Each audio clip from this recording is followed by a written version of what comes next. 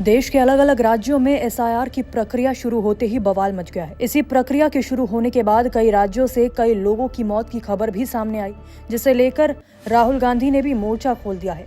राहुल गांधी ने social media platform पर post करते हुए लिखा, एसआईआर के नाम पर देश भर में अफरा तफरी मचा रखी है। नतीजा 3 हफ्तों में 16 बीएलओ की जान चली गई। हार्ट अटैक, तनाव, आत्महत्या। एसआईआर कोई सुधार नहीं, थोपा गया जुल्म है। ईसीआई ने ऐसा सिस्टम बनाया है जिसमें नागरिकों को खुद को तलाशने के लिए 22 साल पुरानी मतदाता सूची के हजारों स्कैन पन्ने पलटने पड़े। मकसद साफ है, सही मतदाता थक कर हार जाए और वोट चोरी बिना रोक टोक जारी रहे। भारत दुनिया के लिए अत्याधुनिक सॉफ्टवेयर बनाता है, मगर भारत का चुनाव आयोग आज भी कागजों का जंगल खड़ा करने पर ही अड़ा है। अगर नीयत साफ होती तो लिस्ट डिजिटल, सर्चेबल और मशीन रीडेबल होती और ईसीआई 30 दिन की हड़बड़ी में अंधाधुंध काम ठेलने के बजाय उचित समय लेकर पारदर्शिता और जवाबदेही पर ध्यान देता। एसआईआर एक सोची समझी चाल है जहां नागरिकों को परेशान किया जा रहा है और बीएलओस की अनावश्यक दबाव से मौतों को कोलैटरल डैमेज मानकर अनदेखा कर दिया गया है। ये नाकामी नहीं, षड्यंत्र है। सत्ता की रक्षा में लोकतंत्र की बलि है। इस पर प्रतिक्रिया देते हुए कांग्रेस नेता श्रीनिवास ने लिखा, ज्ञानेश कुमार के हाथ खून से रंगे हुए हैं। आपको बता दें कि राहुल गांधी ने इसके साथ एक न्यूज़पेपर की कटिंग भी शेयर की। उस अखबार के मुताबिक 19 जिलों में 6 राज्यों में 16 बीएलओ की मौत हुई। गुजरात में 4, बंगाल में 3, राजस्थान में 2, तमिलनाडु, केरल में 1-1 मौत हुई। मध्य प्रदेश में 24 घंटे में 2 बीएलओ की मौत, 1 लापता, 2 को हार्ट अटैक आया। राजस्थान में 4 दिन में 4 बीएलओ की मौत की खबर है। फॉर्म अपडेट में राजस्थान सबसे आगे है, यानी कि 60.54%। केरल सबसे पीछे, जिसमें 10.58% है। इन आंकड़ों को लेकर कांग्रेस पूरी तरह भड़क चुकी है। कांग्रेस प्रवक्ता सुरेंद्र राजपूत ने भी इसे लेकर भाजपा की सरकार और ज्ञानेश कुमार पर हमला बोला।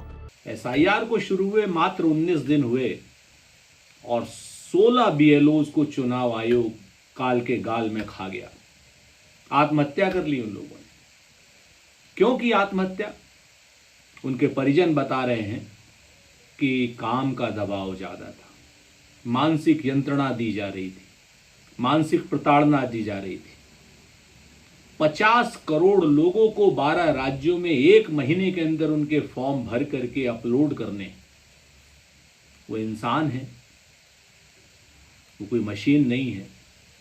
चुनाव आयोग को इस तरीके की जल्दबाजी क्यों है, ये समझ के परे। भारतीय जनता पार्टी इस पर क्यों कुछ नहीं बोल रही, उसकी सरकार क्यों कुछ नहीं बोल रही, ये एक रहस्य है। प्रत्यक्ष या परोक्ष रूप से कौन किसकी मदद कर रहा है, ये भी रहस्य है। लेकिन देश के नागरिकों की और सरकारी नागरिकों की जान लेना, ये कहां तक उचित है? ये आत्महत्या क्यों कर रहे हैं? और ये 1 महीने की जगह इनको 4 महीने क्यों नहीं किया जा सकता? ये चुनाव आयोग बताएगा? या अभी तुरंत कहीं कोई चुनाव है? इतना दबाव आखिर क्यों दे रहा है सरकारी कर्मचारियों पर?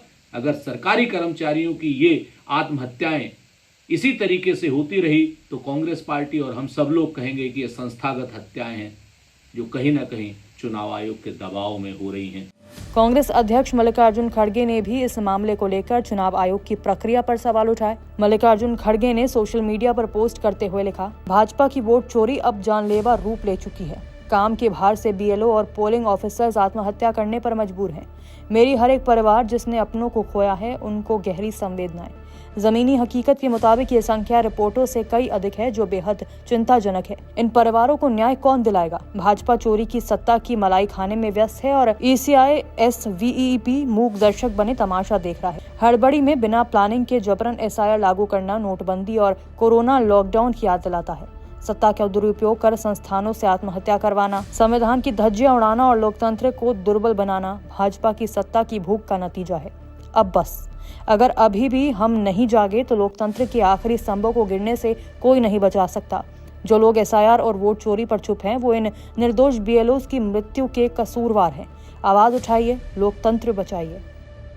अगर आपको हमारा ये वीडियो पसंद आया हो तो इसे लाइक और शेयर जरूर करें और हाँ, हमें सब्सक्राइब और फॉलो करना ना भूलें।